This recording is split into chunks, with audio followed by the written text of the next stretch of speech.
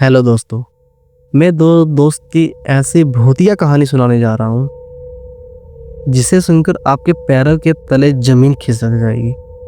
और हाँ, अगर आपके कमरे की लाइट ऑफ है तो प्लीज उसे ऑन कर लीजिए। ये कहानी है हिसार की। हिसार का वो गांव और वो सड़क। हिसार में एक सड़क है खेतों के बिल्कुल बीचों बीच।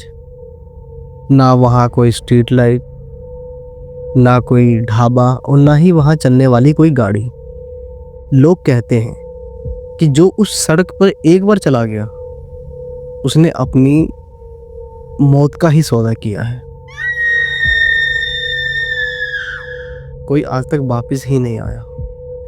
लेकिन ये वार्निंग तो यंग लोगों में कहाँ काम आती है, जिनका घर इस रास्ते से सिर्फ 20 मिनट की दूरी पर हो। रात के करीब 12:07 पर दो दोस्त अमित और रोहन अपने एक बेस्ट फ्रेंड की शादी को अटेंड करते हुए वापस आ रहे थे। दोनों यंग थे। दोनों की एज 25 या 26 थी।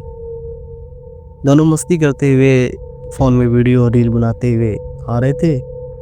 उनकी आवाज़ और सिर्फ बाइक की हल्की सी नॉइज।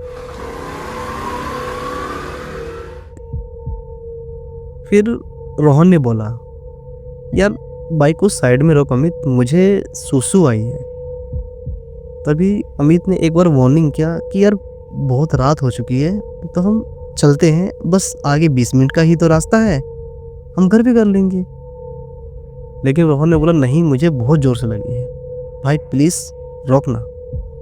फिर अमित ने अचानक ब्रेक मारी। उसी जगह पर एक कच्ची सड़क जो बिल्कुल खेतों के बीच गुजर रही थी। वहाँ किनारे पे एक बरगद का पेड़ था, बहुत बड़ा और भयानक सा, और उसकी जड़ें जमीन से जकड़ी हुई थी, जैसे कि मानो किसी ने उस पेड़ को वहाँ जानबूझकर उगाया हो। हवा अचानक ठंडी हो गई। अमित ने बोला, यहीं कर ले। लेकिन रोहन बाइक से उतरा और वो पेड़ के पास चला गया। उसने टॉर्च ऑन किया और जैसे ही उसने अपने पैंट की जिप खोली, पीछे से आवाज आई,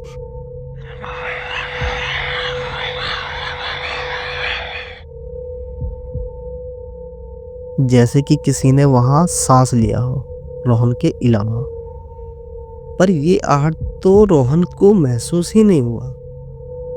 जैसे ही उसने सुसु करके पलटा, उसने देख लिया वो औरत, शायद वो औरत ही थी। उल्टे लटके हुए पैर, बालों का झुंड चेहरा पर, आंखें बिल्कुल सफेद। पैर जमीन को छू रहे थे। पैर चल नहीं रहे थे बल्कि घिस रहे थे। उसके हाथों से फोन गिर गया। वो चीखना चाहा पर वो चीख ही नहीं पाया क्योंकि उसकी आवाज के गले में दब चुकी थी। फिर पीछे से अमित ने आवाज लगाया, यार जल्दी आ, वहां क्या कर रहा है, क्यों इतना लेट लग रहा है। लेकिन बहुत देर हो चुकी थी। चुड़ैल मुस्कुराई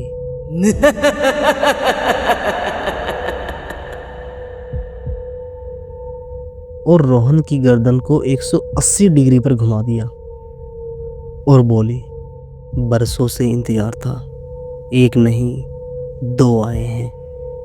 रोहन भागना चाहा लेकिन उसके पैर जमीन पर जकड़ गए थे, मानो कि कोई जमीन से ही उसका पैर को खींच रहा हो। उस चुड़ैल के बाल जिंदा थे। उसके बालों ने रोहन की गर्दन, शरीर और पैर को दबोच लिया था। और ये सब अमित अपनी आंखों से देख रहा था। अमित डर के कारण बाइक के पीछे गया और वो बाइक को स्टार्ट करना चाहा, लेकिन बाइक स्टार्ट ही नहीं हो रही थी। और तभी चिर्र, रोहन की पीठ बिल्कुल खुल चुकी थी, जैसे कि किसी ने जिप को खोला हो। खून जमीन पर बह रहा था और रोहन रोते हुए बोला, भाई मुझे बचा ले यार, बचा ले भाई, मुझे बचा। चुड़ैल उसके कान के पास बोली, सूसू करने से पहले पूछा था, और एक झटके में उसका सिर गर्दन से गायब। अमित ने आंखें बंद कर ली पर आवाज़, हड्डियाँ टूटने की आवाज़, वो बंद ही नहीं हुई। अमित भागा जंगलों की तरफ, खेतों के बीच, और पीछे से वो आवाज़ बिल्कुल सड़ी और गली हुई, भाग, पर तेरा दिमाग यहीं रहेगा। अमित को लगा पैर नहीं चल रहे, सांस नहीं चल रहे, और वो अचानक वहीं गिर गया। और जब पलटा, वो चुड़ैल बिल्कुल उसके सामने खड़ी थी, इस बार बिल्कुल सीधी, उसकी आंखों के सामने। उसका पेट फटा हुआ था और उस फटे हुए पेट से काले हाथ बाहर आ रहे थे, और उसने अमित के सिर को पकड़ा और एक जोर से झटका मारा। अमित वहीं बेहोश हो गया। अमित जिंदा तो रहा, और जो उसने देखा वो सब उसके दिमाग में ही रह गया। सुबह 5 बजे गांव के लोगों ने उसे खेतों के बीच बैठे हुए पाया गया, नंगा पैर, खून से भरा हुआ हाथ, और मुंह में सिर्फ एक ही लाइन, सुसु मत करना, वो देख रही है। उसकी फैमिली वाले उसे डॉक्टर के पास ले गए। डॉक्टर ने बोला परमानेंट मेंटल ट्रॉमा है। अमित जिंदा तो है, लेकिन वो हर रात 12 बजे अपने आप को भागते हुए दिखाई देता है। और पीछे बरगद का पेड़ और उसके नीचे लटकती हुई वो चुड़ैल। लोग कहते हैं वो चुड़ैल एक औरत थी जिसका खून उस बरगद के पेड़ के नीचे हुआ था, और उसको इंतजार था 2 दोस्तों का, एक जान के लिए और एक दिमाग के लिए। लोग बोलते हैं कि उसने अपनी उंगली को जमीन में घुसाई और बरगद के पेड़ और जड़ें हिलने लगी। अमित जब अकेला था तो उसे ऐसा लगा कि उसका दिमाग बिल्कुल फट ही जाएगा। और पीछे से आवाज आई, रोहन की, भाई मैं यही हूँ। जैसे ही अमित ने पलटा, उसने देखा कि रोहन उसके पीछे खड़ा है, बिना सिर के, और उसका सिर उसके हाथों में था और आंखें बिल्कुल चल रही थी। रोहन का मुंह तो बिल्कुल खुला हुआ था, पर आवाज चुड़ैल की थी।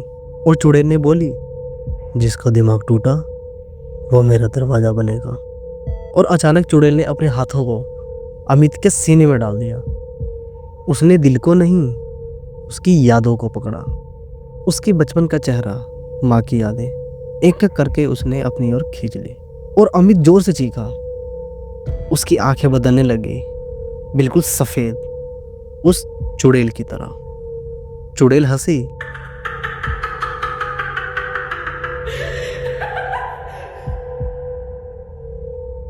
और बोली, अब तू देखेगा पर समझेगा नहीं। और अगले ही पल उस बरगद के नीचे एक नया साया उग गया। रोहन का सिर जमीन में धंस गया और उसकी देह जड़ों को समा गई। और अमित, जैसे सुबह लोगों ने उसे पागल देखा, असल में वो पागल था ही नहीं।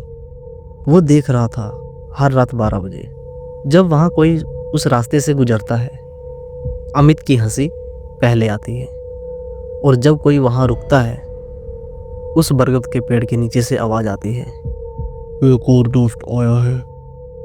और हाँ, कभी आप उस रास्ते से आधी रात को गुजरे तो कभी पीछे मुड़ के मत देखना।